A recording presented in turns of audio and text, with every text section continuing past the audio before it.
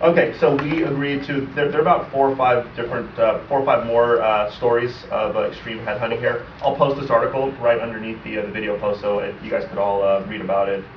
We'll cover maybe one more story, then we'll talk about some of the tactics that we use to find clients and candidates that compared to these guys are extremely vanilla, but funny enough, some clients and candidates that we do business with still have issue with.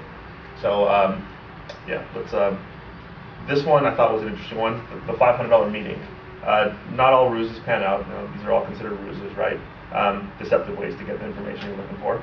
This recruiter once showed up at an executive's company Christmas party wearing a crisp white button-down shirt and black dress slacks, just like the waiters working the event. Grabbing a tray, wine bottle, and bar napkin from the kitchen, he walked the room until he found his target. The recruiter whispered to the man, "This message was left for you," and handed him a blank envelope. Inside was a note promising a $500 check towards the executive's charity of choice if he'd agree to meet the following day.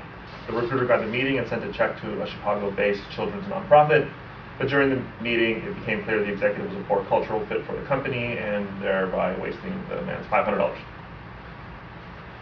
Illegal, unethical, good.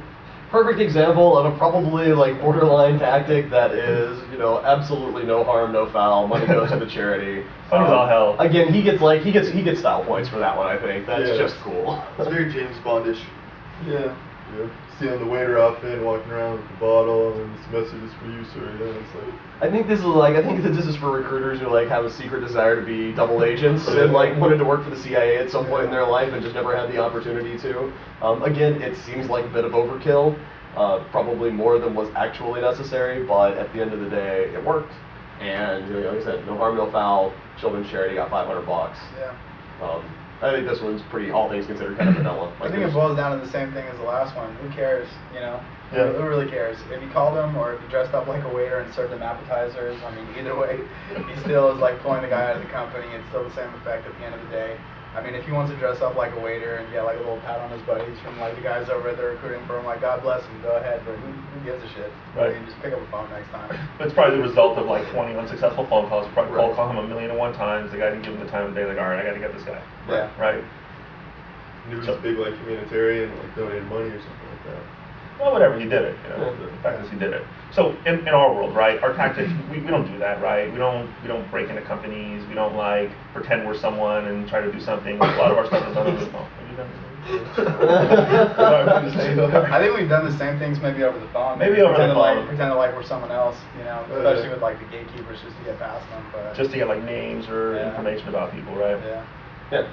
I mean, you have to do that. I mean, it's our job. At the end of the day, private investigators.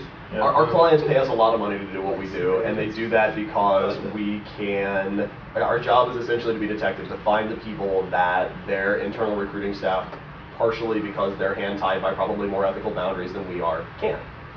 And at the end of the day, we're paid to find people and to produce talent. And again, like you guys said, it doesn't really matter if I have to, you know, what's more damaging, the fact that I had to tell the secretary I was returning a phone call, or the fact that I stole their, director of engineering. Right. What hurts worse at the end of the day? Yeah, now, does it matter how I found the director of engineering? What's more damaging? Right. So, I mean, I guess at the end of the day, kind of to get back on what we talked about in topic 1, if you're not breaking laws. Yeah.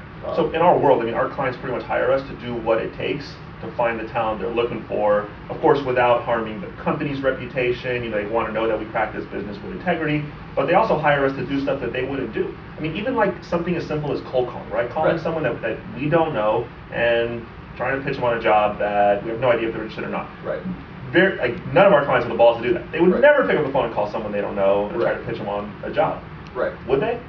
Would any of our clients do that? No. The most they would do is send a LinkedIn message, I think. I wouldn't say. I think some internal recruiters. Maybe some internal recruiters that came from agency backgrounds, right? Yeah. But so many of them, like when we tell them, probably call like 40, 50 people a day that we don't know, and we talk to them about what we do and the clients we have, they're like blown away by the fact that we actually like make cold calls. Right. Yeah.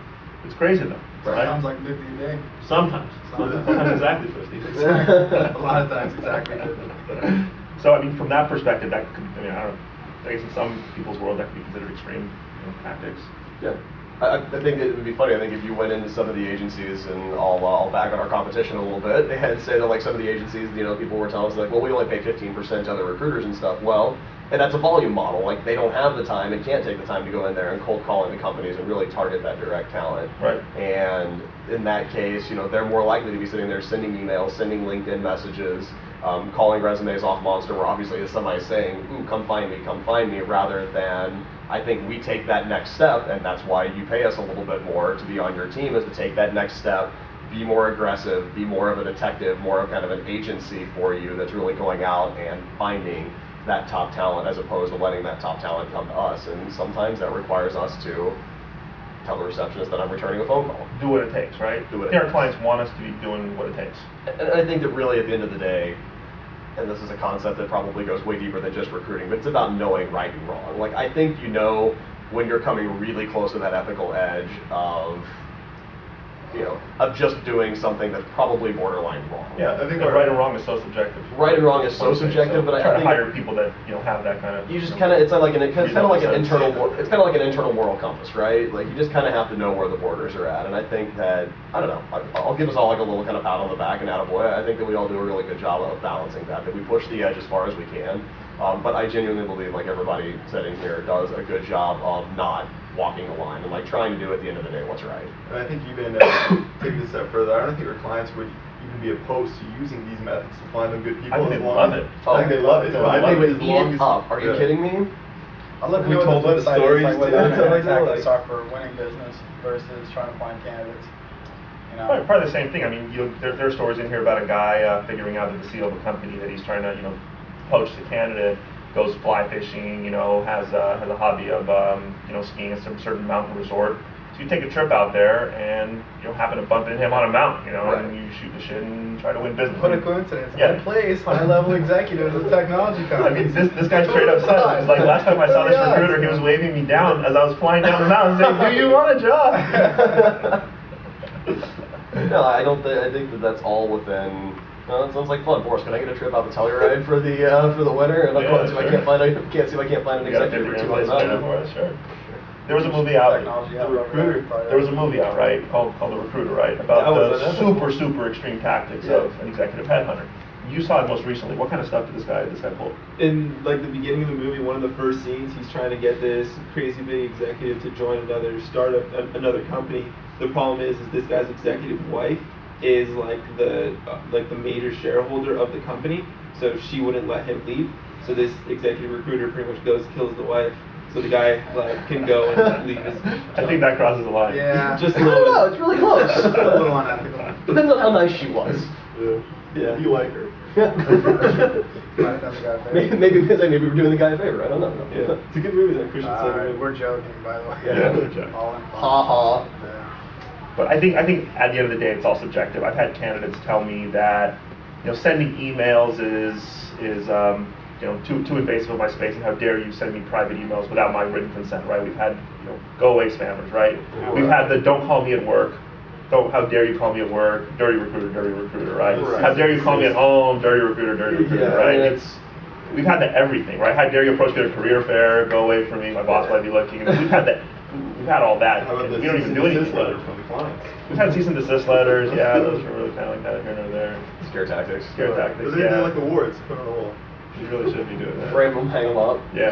That's another attaboy. I mean, at the end of the day, agency work, do what it takes to get the job done, find the clients, find the candidates you're looking for, make sure you're respecting, everyone that you're doing business with, but at the same time, you got to have your eye on the ball, right? And I think the people that are going to be interested in working with somebody like us are going to recognize what we're doing and why we're doing it and how we're doing it, and realize that that's kind of part of the job, and it's going to be something that just it's part of doing business in our world, and that we're a great resource for you, and that sometimes you got to put up with it. Yeah. That's part of it. I mean, the guys that it's funny, inevitably, the people that are most offended by something as simple like as a cold call into work are the ones that you see 20 years later pretty stagnant in their career path. Yeah, I would agree. It's because they're not taking the opportunities to use tools like us and use resources like us for advancement. Yeah, we had a guy the other day who was like, Peter, you were like, this guy referred me to you, so let's talk about an opportunity. He thought you were great. Yeah. And the guy refused to think about the fact that there's a great opportunity right there on the phone, and instead decided to focus on who referred you and how dare you not let me know the name. who gives a shit? What's the difference? And it was the weirdest thing because like talking about bordering the lines of ethics and non-ethics, like this guy was confidentially referred to me. We can say that, but this guy legitimately was confidentially referred to me. You can't give up your source. And I was like, I don't know what you want me to do because he really said he wanted to keep his name confidential. I can't tell you who he is. You're like, usually I just say that, but it's actually true. It's like, what am I supposed to do? Don't you believe me? Aren't I being honest? It's always the guys who are individual contributors who have a problem with you calling them to work.